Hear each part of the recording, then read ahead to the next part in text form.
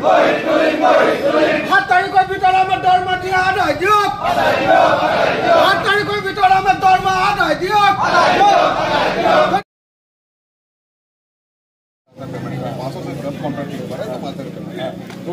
उसको देखिए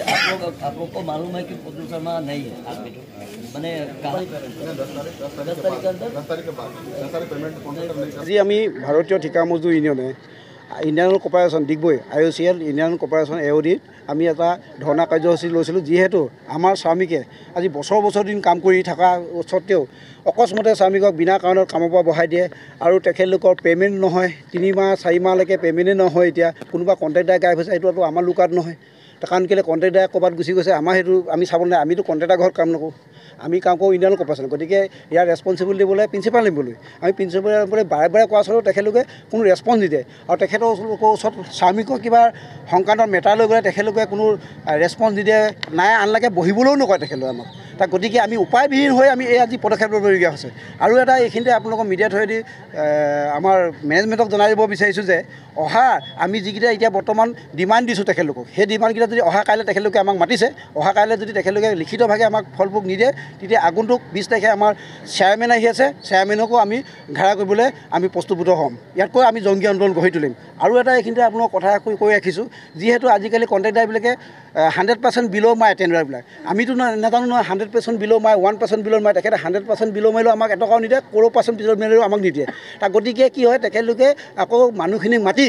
তেখেতলোকে কয় যে মই 100% বিলত টেণ্ডাৰ মাৰিছোঁ গতিকে মোক তোমালোকে 3000 5000 টকা ঘূৰাই দিব লাগিব আৰু যদি নিদিয়ে তেখেতে কি কয় 5 ৰিনিউ কৰা টাইমত এনেকুৱা প্ৰব্লেম ক্ৰিয়েট কৰে 5 ৰিনিউ কৰা টাইমত তেখেতে 5 ৰিনিউ নকৰে মানুহটো পলাই দিয়ে নহ'লে তেখেতৰ ঘৰত মতাৰ পাছত হাৰাছমেণ্ট মেণ্টেলি হাৰাছমেণ্ট 2-3বাৰ যাব ঘৰত নিদিওঁ বুলি কয় হয় কোনোবা কণ্ট্ৰেক্টাৰে মানে তেখেতক কয় যে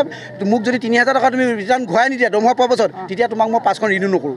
এনেকৈ নকয় আৰু ডিপাৰ্টমেণ্টক ERC জনোৱাৰ পাছত ডিপাৰ্টমেণ্ট HOD আৰু ডিপাৰ্টমেণ্ট ERC সম্পূৰ্ণ কণ্ট্ৰেক্টৰ লগত মিলি থাকে আৰু ডিপাৰ্টমেণ্ট ERC আৰু HOD ডিপাৰ্টমেণ্টে HOD আমাৰ ৱৰ্কাৰখিনিক জোৰ জবস্তি কণ্ট্ৰেক্টাৰ ঘৰত পঠিয়ায় যে তহঁতি গৈ কথা পাতিয়া আৰু এনেকুৱা ধৰণৰ পৰিলক্ষিত হৈছে আমাৰ ৱৰ্কাৰ পাছ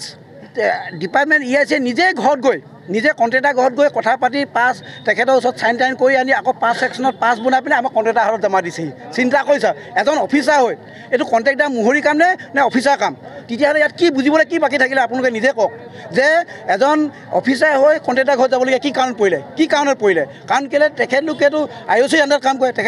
তেখেতে আমাৰ নিচিনা কণ্ট্ৰেক্টাৰ আণ্ডাৰত কাম নকৰে গতিকে আমাৰ এই ডিগবৈ ৰিফাইনেৰীত বহুত দুৰ্নীতি চলি আছে এইখিনি যদি দুৰ্নীতি আপোনালোকে যদি ভালকৈ বিচাৰ কুচাৰ কৰে বহুত কিছু আপোনালোকে ধৰা পৰিব যিহেতু ডিপাৰ্টমেণ্ট ERC বিলাক সম্পূৰ্ণ ইয়াৰ কাৰণে জগৰীয়া যিহেতু কণ্ট্ৰেক্টাৰৰ লগত 100% মিলি থাকে তেখেতলোকে এতিয়া বিনা কাৰণে কিছুমান মানুহ বহাই দিছে এতিয়া ৰিফাইনেৰীত দেখিছোঁ আপোনাৰ কি কয় ফায়াৰ ছাৰ্ভিচ মানুহকেইজনৰ টেণ্ডাৰ হোৱা নাই আজি 10 দিনৰ পৰা বহি আছে আৰু ঝাৰু পাউতি এটা যিটো ক্লিনাৰ জব এটা ঝাৰু পাউতি আছে তেখেতলোকক টেণ্ডাৰ চলি থকা অৱস্থাত বোলে কাম নাই গতিকে 4-5 দিন বহিব লাগিব এইবিলাক কি কথা এতিয়া আমি উপায়বিহীন হৈ এইটো ষ্টেপ লৈছোঁ